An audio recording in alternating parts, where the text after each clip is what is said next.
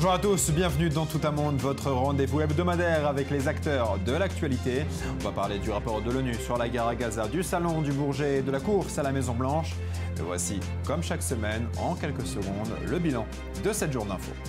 L'Assemblée nationale a adopté sans vote la loi Macron. Le Premier ministre Manuel Valls a eu recours au 49.3. L'instigateur présumé de l'attentat de 1982 à la rue des Rosiers a été arrêté le 1er juin dernier en Jordanie. L'information a été révélée la semaine dernière. Il faisait l'objet d'un mandat d'arrêt international et a été libéré sous caution. Un haut lieu du christianisme catholique en Israël a été touché par un incendie criminel. La totalité de la classe politique israélienne a condamné l'agression. Le gouvernement israélien condamne dans les termes les plus forts l'attaque de ce matin contre une église. C'est une attaque contre nous tous. Israël est un pays où la liberté de religion est l'une de nos valeurs principales. La loi protège le droit de chaque citoyen à pratiquer librement sa foi. Le monde musulman a commencé à célébrer le Ramadan. 1,6 milliard de fidèles sont concernés au Yémen, en Syrie et en Irak. La fête est à nouveau gâchée par les violences et la guerre. L'Agence des Nations Unies pour les réfugiés estime à 59,5 millions le nombre de personnes réfugiées dans le monde. C'est un record historique. This is not just a refugee crisis. Il ne s'agit pas uniquement d'une crise des réfugiés, mais d'une crise mondiale de sécurité et de gouvernance qui s'illustre par une explosion du nombre de réfugiés.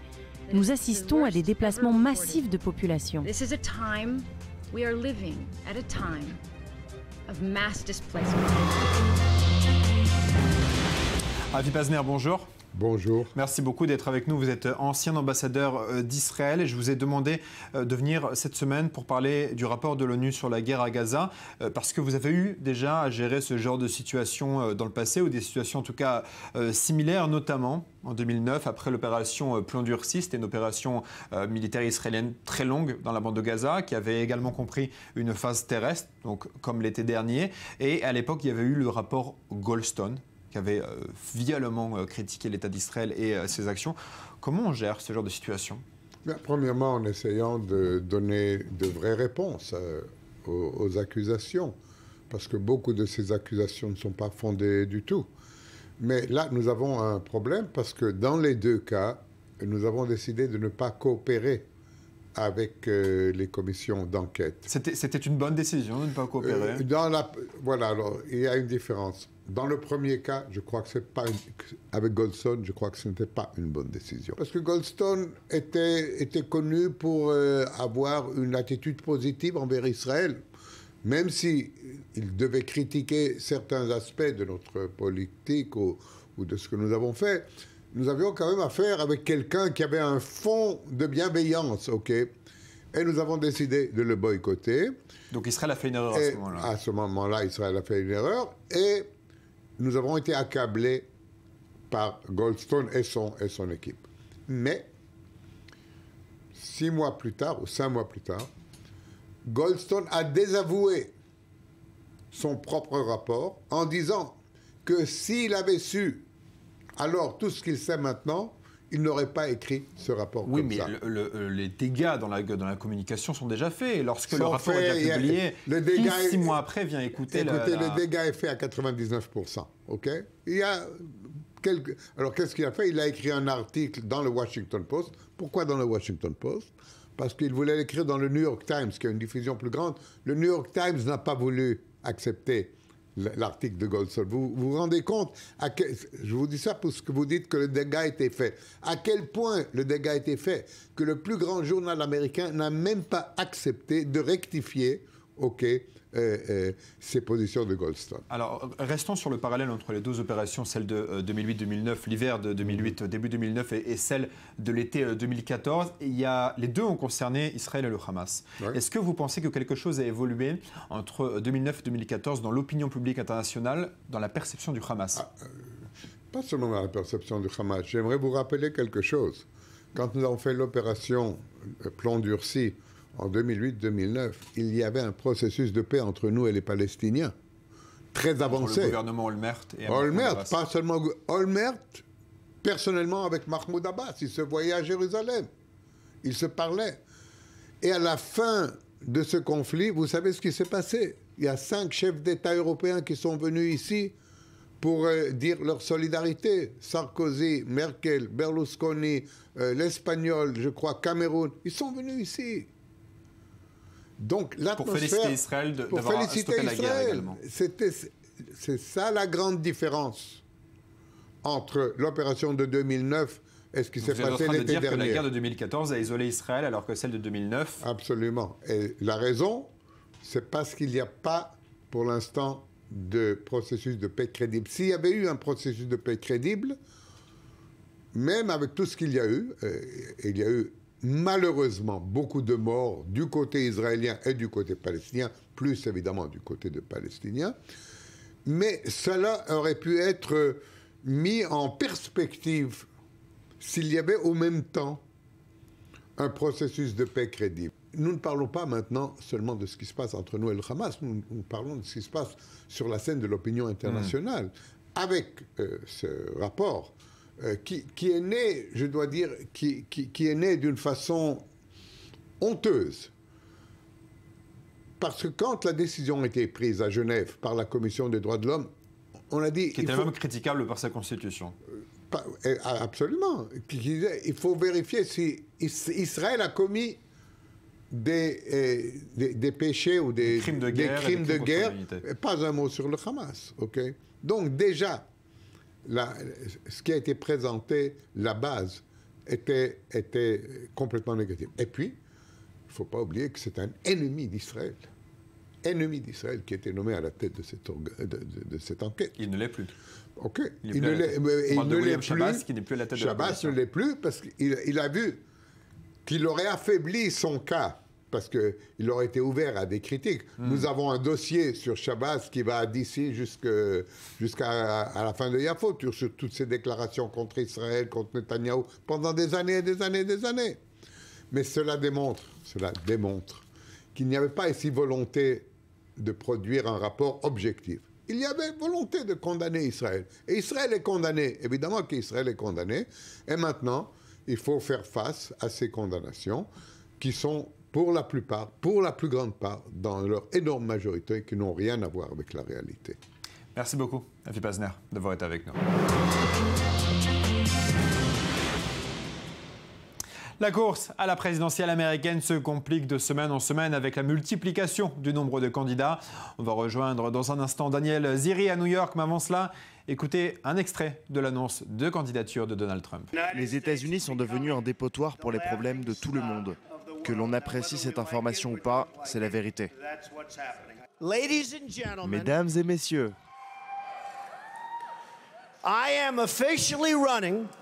je suis officiellement candidat à la présidentielle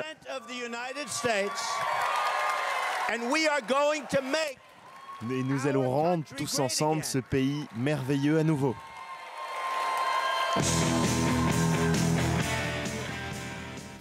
Et Daniel Ziri nous rejoint donc depuis New York. Bonjour Daniel. Bonsoir Julien. Alors vous avez assisté à l'annonce de la candidature de Donald Trump à New York. Qu'est-ce que vous en avez pensé? En effet, le milliardaire américain Donald Trump a annoncé officiellement sa candidature ce mardi. Et ce n'était pas moins qu'un spectacle, Julien, puisque premièrement, l'événement a eu lieu au Trump Tower sur la 5e avenue à New York. C'est en quelque sorte le QG de l'empire Trump. Il est descendu par les escalators jusqu'en bas sur la scène au son de musique de rock américaine. Donc vraiment une entrée digne de la personnalité de Donald Trump. Il a été présenté sur le podium par sa fille, Ivanka Trump, qui lui a vraiment fait son éloge. Elle a dit que pour elle, son père était un modèle à suivre. Elle l'a décrit comme un optimiste qui rêve en grand, très grand même. Et il a commencé son discours par dire que les États-Unis sont selon lui devenus la décharge du monde, là où le monde entier vient juste jeter ses problèmes comme une poubelle. Et là, il y a eu des sourcils qui se sont levés parce qu'il faut dire que les Chinois, les Japonais, les Saoudiens et beaucoup d'autres ont été critiqués plutôt sévèrement par Donald Trump. Et ce sont vraiment, et ceux qui ont vraiment servi de bouc émissaire, c'était vraiment les Mexicains. Il a dit qu'il faut mettre fin à l'immigration des Mexicains aux États-Unis, que les Mexicains qui traversent la frontière au sud du pays ne sont pas des gens bien, selon lui. Il a même pris la chose bien plus loin, puisqu'il a dit vers la fin de son discours que lorsqu'il sera président, il construira un mur entre les États-Unis et le Mexique et qu'il fera même payer le Mexique pour la construction de cette barrière.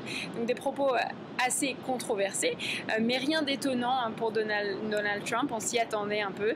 Au-delà de cela, il a beaucoup parlé de son expérience dans le monde des affaires. Il a dit que les politiciens parlent beaucoup, mais ne font pas grand-chose finalement. Il a rappelé au public que dans le cadre de ses affaires, il a créé des dizaines de milliers d'emplois et qu'au moins à ce niveau-là, il serait le meilleur président que Dieu ait créé, ni plus ni moins, Julien.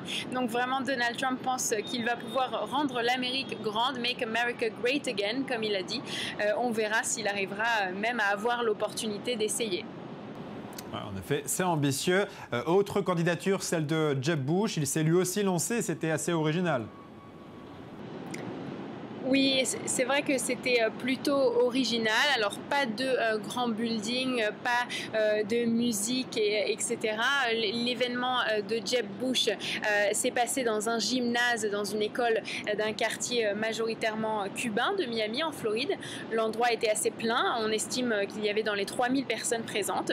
Bien plus de spectateurs que pour Donald Trump, qui, lui, n'avait quelques dizaines de personnes. Et certains disaient même à l'événement que ces gens-là auraient été payés pour être là. Ils ont dit que ce n'était pas vrai, mais tout de même.